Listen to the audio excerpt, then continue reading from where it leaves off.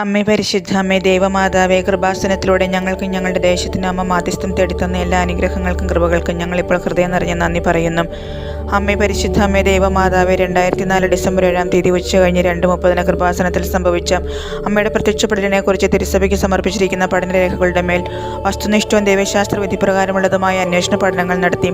ആ പ്രത്യക്ഷപ്പെടലിലൂടെ പ്രകടമായ ദൈവമാതാവിൻ്റെ പ്രത്യേക കരുതലും സംരക്ഷണവും വെളിപ്പെടുത്തുന്ന പീഡിതരുടെ ആശ്വാസവും പ്രവാചകരുടെ രാജ്ഞിയും വാഗ്ദാനത്തിൻ്റെ പേടകവും പ്രപഞ്ചപ്രകൃതിയുടെ മാതാവുമായി പരിശുദ്ധ അമ്മയുടെ ഭക്തി തിരുസഭയിൽ കൂടുതൽ പ്രചരിച്ച് ജീവിതത്തിൻ്റെ ദുരിതാവസ്ഥകളിൽ അകപ്പെട്ട് കഴിയുന്ന അനേകായിരം മക്കൾക്ക് ദൈവത്തിൻ്റെ സാന്നിധ്യവും സന്ധിപ്പും കൂടുതൽ അനുഭവിക്കുക വഴി ആത്മീയവിശുദ്ധിയും ദൈവശക്തിയും കൈവരിക്കുവാൻ ഞങ്ങളുടെ കുടുംബങ്ങളെ ഇടയാക്കണമേ.